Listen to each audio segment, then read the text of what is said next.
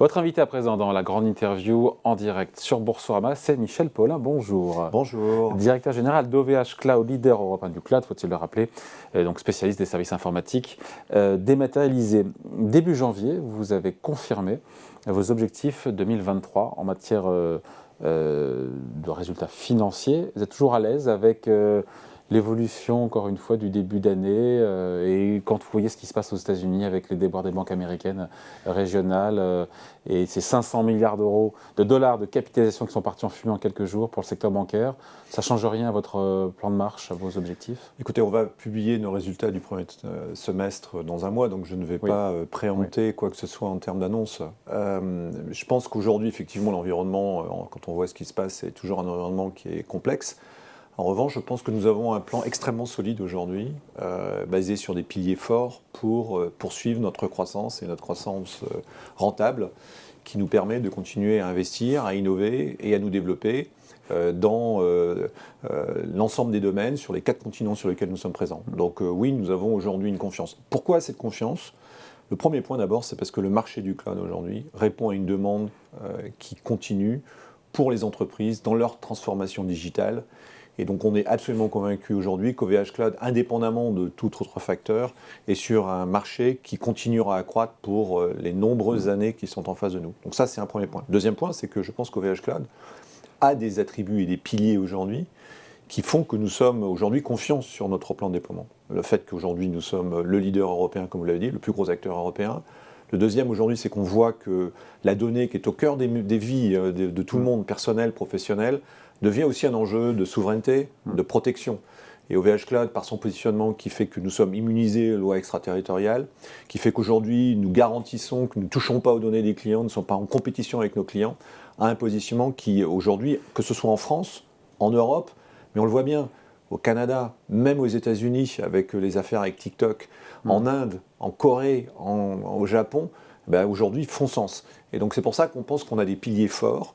De plus, on voit bien aujourd'hui que le cloud doit évoluer vers un modèle de plus en plus ouvert. Il y a de plus en plus d'inquiétudes, en particulier aux États-Unis, par le fait que certains clients sont enfermés dans un cloud, une sorte de cloud prison.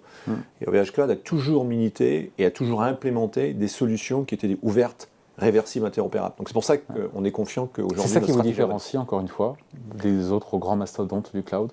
Nous avons 5 grands différenciateurs qui sont uniques par rapport aux grands acteurs. Le premier, clairement, c'est le fait qu'aujourd'hui, OVH Cloud est un acteur qui défend un cloud ouvert, réversible, interopérable. Et que c'est un point vraiment très très important. Et nous sommes, je pense, les champions de ce modèle-là. Le deuxième, c'est on a un positionnement prix-performance qui est, je crois, extrêmement compétitif sur le marché. Et en ce moment où il y a beaucoup de tensions sur les prix, beaucoup de tensions sur les coûts, on le voit bien, il y a aux États-Unis, il commence à y avoir des débats pour dire finalement le cloud ne répond pas aux besoins de flexibilité et de compétitivité des prix. OVH Cloud y répond. Le troisième avantage, bien entendu, c'est tout ce qui est autour du multi-cloud, les hybrides cloud. Nous, on a par définition, nos produits sont ouverts, ils sont interopérables. On croit que le futur du cloud, c'est un cloud dans lequel il y aura plusieurs fournisseurs par client. Le quatrième, c'est le fait que nous sommes aujourd'hui un acteur industriel qui contrôle l'ensemble de sa valeur ajoutée. Et ça nous permet non seulement d'avoir un modèle économique qui soit plus performant, on conçoit et on construit nos serveurs, mais on le voit bien aussi, et puis ça devient un enjeu de plus en plus important pour les clients, mais je pense aussi pour la planète, c'est qu'on est capable de garantir comme quoi le caractère durable de notre industrie est plus fort. Je vous donne juste quelques chiffres très très forts. On consomme de 30 à 50% de moins d'énergie que nos comparables. Parce qu'on refroidit à l'eau nos serveurs. L'eau est beaucoup plus efficace pour refroidir. L'ensemble des acteurs refroidissent avec de l'air conditionné. Nous n'avons pas d'air conditionné dans nos data centers. Et paradoxalement, on utilise l'eau, mais on utilise de 5 à 10 fois moins d'eau parce que c'est en circuit fermé et que nous n'avons pas d'air conditionné qui utilise énormément d'eau de manière inutile. Mais comme l'empreinte carbone aujourd'hui, c'est d'abord la construction des serveurs et que nous la maîtrisons, on est capable d'avoir une empreinte carbone qui est de 30 à 40% inférieure à nos compétiteurs. Vous ambitionnez d'avoir des ventes en hausse entre 14 et 16% pour votre exercice en cours qui s'achèvera au mois d'août. Et en même temps, quand on voit AWS, qui est la filiale cloud d'Amazon, dire qu'en gros, il y a une décélération de la croissance de ses ventes, est-ce que cette contre-performance, elle vous a d'ailleurs un peu nuit sur le cours boursier, mais au-delà de ça, ça ne dit pas quelque chose ou est-ce que vous n'êtes pas positionné sur le même segment de marché ? Alors on est positionné sur le même segment de marché, mais peut-être que là il faut non pas relativiser ce qui est dit par AWS, mais juste comprendre quels sont les enjeux. AWS d'abord ils partent depuis très longtemps, ils ont toujours annoncé, Microsoft a également annoncé comme quoi il y a un ralentissement de sa croissance, mais ils partent d'une croissance qui était beaucoup plus élevée et beaucoup plus forte. Le marché, lui, il croît sur le public cloud aux alentours de 20%. Public cloud c'est un sous-ensemble du cloud, de l'ordre de 20%. Qu'est-ce qu'on entend par public cloud? Public cloud c'est l'ensemble des systèmes qui vous permettent de mutualiser les systèmes auprès de plusieurs clients. C'est par opposition au cloud privé, dans lequel je vais vous donner des ressources privées dédiées qui sont pour vous. Nous, on fait les deux. Historiquement, nous venons du monde du cloud privé et nous avons évolué ces 5 dernières années. Nous sommes lancés dans le cloud public qui est le marché le plus gros et qui est celui qui croît le plus vite. Et nous sommes d'ailleurs en croissance supérieure à 20% sur le cloud public. Donc ce sont des acteurs qui venaient de beaucoup plus loin. Et je pense qu'ils sont aujourd'hui confrontés à la réalité du marché, qui est une croissance forte, mais qui n'était pas la croissance qu'ils ont connue par le passé. Deuxièmement, il y a quand même beaucoup de débats aux États-Unis sur le fait que les prix de certains de ces acteurs restent vraiment des enjeux et que les clients veulent retrouver une marge de manœuvre, de flexibilité des prix. Et je pense qu'OVH Cloud en sont prédictibilité. Vous êtes moins cher que vos concurrents américains? Alors sur les prix publics, c'est benchmarké par tous les analystes et par tous les sociétés, les consultants, etc. Pardon? Et sur le cloud privé? Sur le cloud privé, de la même façon, sachant que les acteurs hyperscalers sont moins présents sur le cloud privé. Si vous prenez le cloud privé, le numéro 1, par exemple, du marché européen, c'est IBM. Si vous excluez, en revanche, l'Angleterre, le numéro 1, c'est OVH Cloud. Donc nous sommes aujourd'hui leaders en cloud privé aujourd'hui en Europe.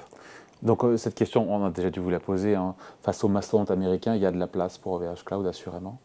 Oui, bien sûr. Il y a de la place, j'ai envie de dire qu'il y a de la place pour plusieurs raisons. Il ne faut pas vous comparer, parce que c'est vrai que, d'ailleurs, on parle des trois premiers, de Amazon, Google, Microsoft. Vous êtes vraiment, enfin, qui sont ceux qui sont derrière? Parce qu'il y a les trois gros, et puis après les autres, c'est quoi? C'est IBM, il y a quoi? Il y a IBM, il y a Oracle, et puis ensuite il y a les Chinois. Ouais. Nous sommes dans le top 10, malheureusement le seul européen. Tous les autres sont chinois ou américains. Et je pense, si vous voulez, qu'il y a de la place. Pourquoi il y a de la place? Parce que quand même, le principe même du cloud, c'est la flexibilité et l'ouverture. Donc si vous êtes en train de dire que le cloud va recréer des monopoles de fait pour empêcher aux clients, par des mécanismes légaux, des mécanismes tarifaires ou des mécanismes techniques, d'avoir la liberté de choix, ça veut dire que le cloud est en train de ne pas répondre à sa promesse. Donc je pense qu'OVH Cloud permet justement aux clients d'avoir la liberté de choix. Et nous sommes une alternative. Il ne coûte rien de prendre OVH Cloud comme un des acteurs de multi-cloud. Je veux dire, c'est vraiment quelque chose sur lequel on ne touchera pas aux données, on n'a pas de système de lock-up, on n'a pas de système de commit, on n'a pas tous ces mécanismes-là qui sont bien utilisés par d'autres pour enfermer le client dans un modèle qui lui coûtera cher. Donc aujourd'hui, OVH Cloud a une forte légitimité. Deuxièmement, et là je pense que c'est toute l'émergence de ce que l'on voit sur la souveraineté des données, qui est quand même un thème qui est en train d'exploser, OVH Cloud c'est le champion du monde. Nous sommes une société européenne, qui est régie par le RGPD, qui garantit aujourd'hui le non-capacité d'extraterritorialité. Il n'y a pas d'extraterritorialité chez OVH Cloud. On est totalement immunisé à l'extraterritorialité. On respecte les lois locales. Et ça aussi, c'est, je pense, quelque chose qui est totalement différent des autres acteurs. On peut dire que vous visez une part de marché mondial ou ça n'a pas de sens de le dire comme ça? Alors mondial, nous ne sommes pas présents dans certaines zones. Par exemple, on n'est pas présent en Chine, parce qu'on sait quelles sont les conséquences. Ça veut dire que, voilà, on n'est pas présent en Russie, on n'est pas présent sur ces secteurs-là. Donc nous, on défend qu'on a une part de marché sur les marchés où on a aujourd'hui, la possibilité d'agir. On n'essaye pas d'ouvrir un data center en Chine. Donc oui, on est un acteur aujourd'hui mondial. Je vous le dis, on est dans le top 10. Alors c'est vrai qu'on est notre taille qui est relativement modeste par rapport à ce que peuvent avoir les hyperscalers.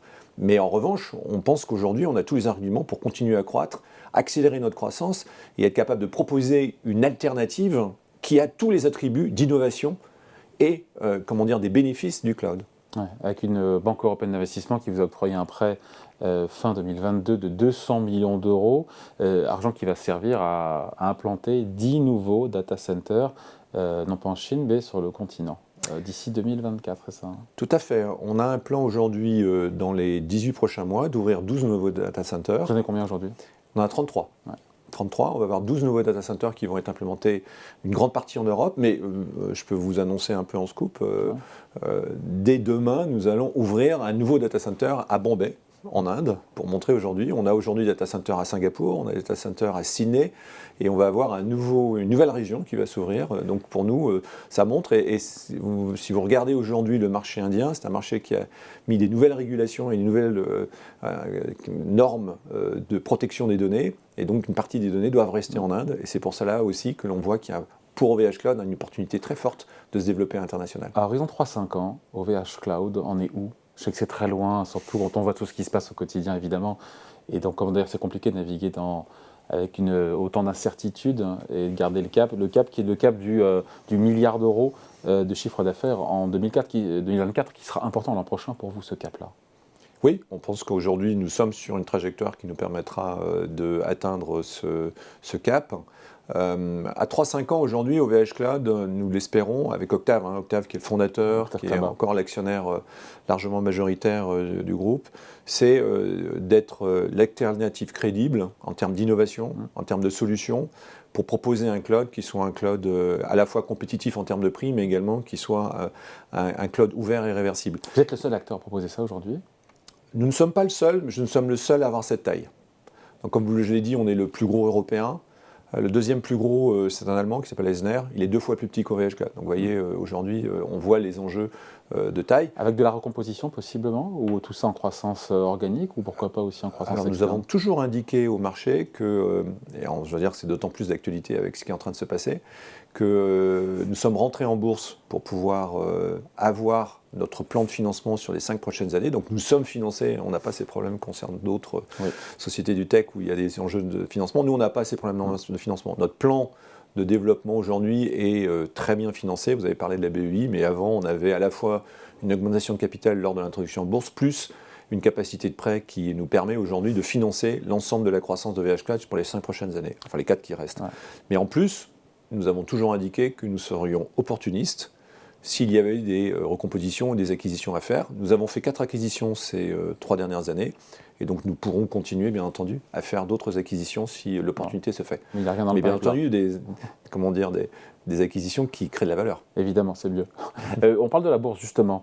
Moins 30%, pour moins 30%, parce que le titre reprend 6% aujourd'hui, depuis le début de l'année, près de un peu moins de 50% de baisse sur un an. Pourquoi est-ce que ça ne fait pas plus d'étincelles que ça en bourse, OVH Cloud? Parce qu'on a envie d'y croire, notamment quand on vous écoute, et on se dit qu'effectivement, il y a un positionnement gagnant pour OVH au milieu des mastodontes, en étant leader européen. Pourquoi est-ce que les investisseurs n'y croient pas, alors que vous avez globalement d'ailleurs respecté à peu près tous vos engagements, tous ceux que vous avez pris au moment On a toujours été au-dessus de l'IPO. guidance. Ouais. Mais voilà, donc comment on l'expliquait ça?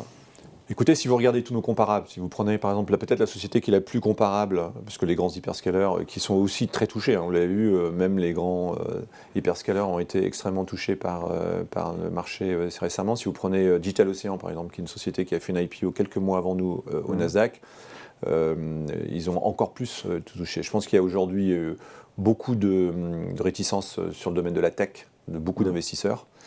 Et donc, malheureusement, OVH Cloud fait partie et donc est comparé systématiquement. Je pense très sincèrement qu'aujourd'hui, ça ne reflète pas la performance de l'entreprise qui continue à croître et qui continue à le faire. Il y a une inquiétude très claire aujourd'hui vers souvent des investissements et des arbitrages qui semblent plus sécures. Mais nous avons l'ambition de continuer. On a, comme vous l'avez dit, toujours tenu aujourd'hui nos engagements depuis l'introduction en bourse, et on a même relevé nos guidance trimestre après trimestre l'année dernière. Donc on pense qu'on a un plan très solide. Clairement, ça demande, vu l'environnement que l'on a, qui est quand même un environnement pas forcément toujours très serein, ça demande beaucoup d'engagement de la part des équipes. Et aujourd'hui, on a la chance, nous, d'avoir des équipes extrêmement engagées. Je rappelle juste un chiffre, parce que c'est pour moi un chiffre extrêmement révélateur de l'engagement de nos salariés aujourd'hui d'OVH Cloud. 92% des salariés d'OVH Cloud ont souscrit lors de l'IPO. 92%. Ouais. Je crois que c'est un record en France. Un bel alignement. Voilà. Et donc je pense aujourd'hui que nous avons les équipes, la stratégie, les moyens financiers pour continuer.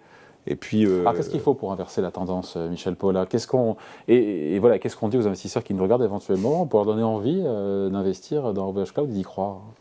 Moi je pense qu'aujourd'hui OVH Cloud est sur un marché à long terme qui continuera à croître, que notre track record, si j'utilise ce mot, prouve aujourd'hui qu'on est capable de faire de la croissance profitable sur le long terme, et que donc à ce titre, OVH Cloud est une belle pépite de croissance, mais qui a toujours été capable de faire en sorte qu'on ne fasse pas à n'importe quel coût. Et donc, parce que ça a été un peu ce qui a été reproché à la tech, c'est que c'était croissance à tout va et que c'était extrêmement consommateur de cash. Si vous regardez le track record de OVH Cloud, nous avons fait que 2 levées de fonds, une série A et ensuite une introduction en bourse et tout. Octave a toujours été extrêmement prudent dans la gestion pour garantir une croissance qui soit une croissance pérenne. Bon, un petit mot juste, je regardais sur cette chute de 13% la semaine dernière avec cette vente de 2,6% du capital détenu par 2 fonds d'investissement qui sont KKR et TowerBrook. Leur participation n'a baissé que de 2,6%, ils restent évidemment actionnaires. Pourquoi ça vous a pénalisé comme ça? C'était une vente en bloc avec une décote, c'est ça? Oui, alors c'est vraiment technique. D'ailleurs, ça fait une partie d'explication. C'est technique, mais ça fait c'est technique. Moi, je pense, après, j'ai pas à juger, puisque c'est pas moi qui fais cette opération-là, que c'était pas le bon moment. Un mois avant les résultats, les longues only vont pas utiliser. Et puis, deuxièmement, dans l'environnement que l'on a aujourd'hui, faire un bloc de cette nature-là avec une décote aussi massive, pour moi, était techniquement sur les marchés qui sont extrêmement tendus et extrêmement nerveux, parce qu'on le voit bien en ce moment, c'est une nervosité. Je pense que c'était vraiment pas le bon timing. Donc oui, c'est clair que techniquement, ça nous a beaucoup pénalisé et je pense que ça ne reflète absolument pas la performance de l'entreprise. Bon. Et il y a d'autres ventes prévues, encore une fois, ou c'est ça c'est pas ça vous la prenez une fois que c'est fait, vous aussi. Voilà. Pas toujours très agréable, ça, dis donc. Bon, en tout cas, merci de passer nous voir. Michel Paulin, donc, directeur général d'OVH Cloud, invité à la grande interview en direct sur Boursorama. À revoir à 14h en replay. Merci. Merci.